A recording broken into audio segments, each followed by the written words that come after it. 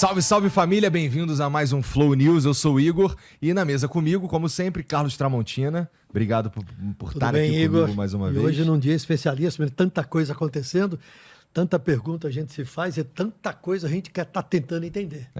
E tem o Fábio Zambelli aqui também para complementar aqui e, bom, um cara que sabe muito mais do que eu, pelo menos sobre esses assuntos aí. Obrigado, Fábio, por vir aí. Obrigado pelo convite. Obrigado pela moral. E, bom, vamos começar logo aqui com o que a gente estava fazendo ali embaixo. A gente estava vendo o julgamento do Bolsonaro e de mais uma galera. Então hoje a gente já tem, inclusive, as penas, não é isso, Tramonta? As penas já saíram, nós estamos aguardando só a dosimetria, ou seja, a definição do tamanho da pena do Alexandre Ramagem. Todos os outros já saíram. E o que chama mais atenção é a primeira pena, né? 27 anos e 3 meses para Jair Bolsonaro. Depois tem os outros, daquele grupo que estava sendo julgado desde o começo da semana. O general Braga Neto tomou 26 anos. Anderson Torres, 24 anos. Almir Garnier, o ex-ministro da Marinha, 24 anos. Nossa. Augusto Heleno, general, 21 anos. Né?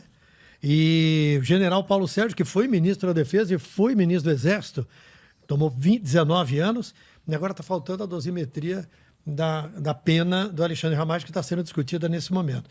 Isso tudo faz com que a gente tenha muitas perguntas, né? Bolsonaro vai ser preso imediatamente? Bolsonaro tem direito a recurso? Quando ele for preso, se for preso, para onde ele vai? E quem define para onde vai Bolsonaro? Além disso, o bolsonarismo se movimenta a partir do voto dado ontem pelo ministro Luiz Fux. E o governador Tarcísio de Freitas, que jogo ele joga? Num dia ele abate, no outro dia ele assopra. Num dia ele critica o STF, semana seguinte ele some. O que vai acontecer? Ele toma o lugar da família Bolsonaro? São alguns dos temas que a gente vai comentar e considerar a partir de agora. Bom, então a gente tem aí o Bolsonaro, que é o principal réu de tudo isso que está acontecendo, condenado de fato a 27 anos e 3 meses. Então a gente tem uma divisão nessa pena, não é? O que isso quer dizer? Que tem parte é detenção, parte é reclusão. Na verdade, a maior parte, assim, muito mais tempo de reclusão do que de detenção. A principal diferença disso é que a detenção é chilindró, não é? E a reclusão seria, em termos mundanos, uma prisão domiciliar? Eu acho difícil. Boa noite, Igor. Primeiro, obrigado pelo convite para estar aqui com vocês. O ministro Alexandre de Moraes criou ali uma ferramenta diferente ao estabelecer a prisão domiciliar para Bolsonaro antes de estabelecer uma prisão preventiva ou temporária ou cumprir uma sentença. Então ele abriu uma exceção. Ele colocou o ex-presidente em prisão domiciliar antes de cumpridos esses pressupostos, inclusive antes do julgamento. Então, o que se espera da execução da pena, depois do trânsito em julgado, que o Tramontina disse agora, tem o famoso trânsito em julgado, né, que é um processo que pode demorar até 2 meses, que ainda tem recursos mais protelatórios, mas tem recursos cabíveis, os embargos de declaração e tal. Acho que vem acontecendo de julho para cá, principalmente depois das sanções impostas pelo presidente Trump ao ministro Alexandre de Moraes.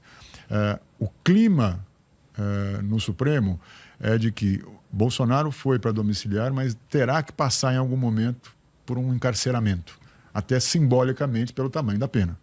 E depois ele pode, respeitando a defesa que está apontando razões médicas, voltar para o domiciliar. Isso é o que se ouve em Brasília. As posições do ministro Alexandre de Moraes no encerramento de hoje, pelo menos na fase de encerramento ali já estipulando as penas, me parecem muito evidentes nesse sentido, né? Ele fez uma defesa muito contundente do papel do Supremo e na competência do Supremo para estipular essas penas, na culpabilidade dos réus, um por um. Ele fez essa dosimetria, não é fruto de uma conta aleatória, tem ali as suas razões. E me parece que existe até um apetite, digamos assim, do Supremo em fazer com que o ex-presidente passe por um encarceramento, mesmo que não seja durante um longo tempo, porque tem questões de saúde que tem que ser levadas em consideração. Sim. Então, acho que a resposta para a tua pergunta é essa. É bem provável que ele passe por algum tipo de encarceramento, a se discutir se numa prisão especial, se numa sala especial da PF, ou se mesmo numa penitenciária comum, como a Papuda. Mas é bastante provável que ele volte rapidamente para a prisão domiciliar por conta das condições de saúde. A pena de reclusão, a pena de regime fechado para o Bolsonaro foi de 2 anos e 6 meses. Né? Agora aí, vamos avançar um pouquinho mais. Né? Os advogados de defesa não terão como entrar com embargos infringentes, porque só teve um ministro que divergiu, que foi Fux. Então foram 4 votos a 1. Né? Se fossem 3-2, os advogados poderiam entrar com um recurso chamado embargo infringente. Não vai ter direito a isso. Mas eles terão direito aos embargos declaratórios. Isso. Como você disse, muitas vezes é mais protelação, porque é para protelar, para empurrar um pouco mais isso, até que esgote-se isso, ganhe-se um tempo, né? Mas é importante, porque assim, o embargo da declaração é um embargo que é julgado pela própria turma. Então, ele não exige que o plenário seja convocado, como o caso dos embargos infringentes. Então, são questões resolvidas pelos ministros que já votaram. Já estamos resolvidas. Exatamente. Né? Agora, o cumprimento da pena, existem 3 alternativas que se fala muito em Brasília. E são as seguintes. O Bolsonaro poderia ir para a Superintendência da Polícia Federal em Brasília, que já preparou uma cela especial, tem uma sala improvisada com banheiro, cama, mesa e TV. É semelhante ao espaço que foi ocupado pelo Lula na Polícia Federal em Curitiba, quando ele cumpriu 580 dias de prisão. Né? Então, uma alternativa seria essa, Superintendência da Polícia Federal em Brasília. A outra alternativa seria a Papuda, o centro penitenciário, presídio, e isso é o que causa pânico ao Bolsonaro e à família Bolsonaro, porque ele não sabe como é que ele seria recebido, que condições ele teria de viver dentro de uma cadeia. Sim. Né? E ele, inclusive, quando ele veio no Flow aqui há uns meses atrás, ele disse que temia pela própria vida caso fosse encarcerado. Né? A terceira alternativa é ir para um quartel de exército por ser um capitão reformado. Bom, aí tem um outro problema. A cúpula do exército não quer.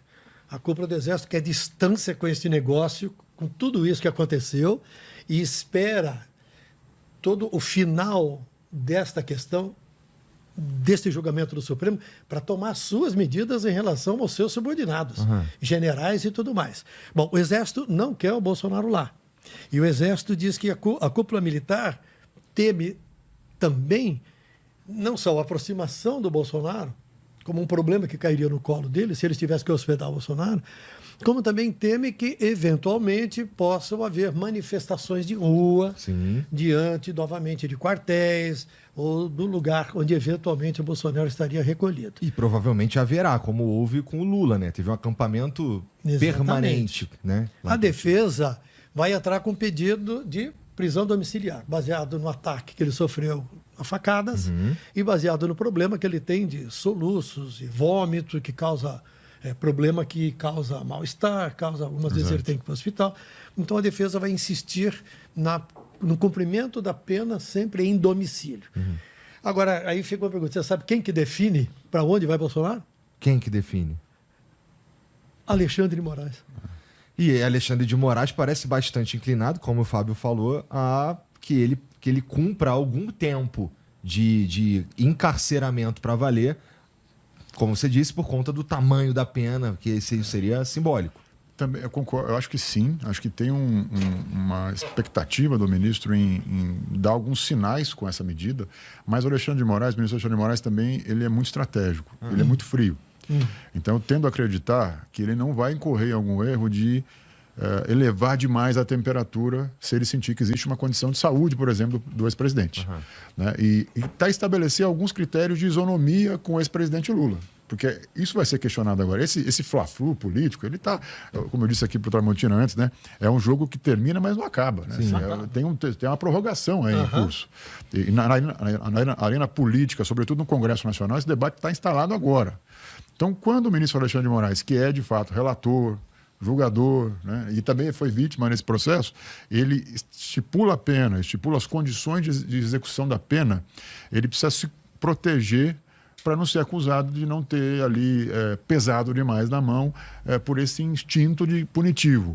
Então, eu acho que ele é calculista o suficiente para dar alguns recados, passar uma mensagem assim, simbólica muito forte de encarceramento em algum momento, mas depois acolher um pouco esses pedidos da defesa para mostrar que, no ponto de vista dos direitos humanos, enfim, e do cuidado na execução da pena, para que ela seja de fato cumprida, não venha ali um pedido de revisão muito rápido, que alguns preceitos ali de segurança do réu, agora condenado, né, sejam tomados nesse processo que, confesso, que é mais delicado até do que da pena, né? A dosimetria, você disse aí, mas as contas eram mais ou menos sabidas, que seria algo em torno dos 30 anos. Agora, como será o cumprimento dessa pena para um personagem como Jair Bolsonaro, com a capacidade de mobilização de ruas que ele tem, com os problemas de saúde que ele tem e com os questionamentos que a sua defesa colocou para o julgamento, me parece crucial para Alexandre de Moraes conduzir esse processo com alguma margem de cuidado para que ele não provoque uma comoção social muito intensa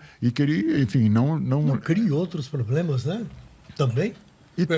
Por conta dessa comoção social. E ele possa, inclusive, dialogar com esse movimento de anistia que tem no Congresso. Porque, a depender da dose, né, você pode provocar demais a oposição e levar um clima de conflagrado politicamente para o Congresso, que eu acho que não é interesse do Supremo hoje, já que existe um embate contratado, né? Está acontecendo.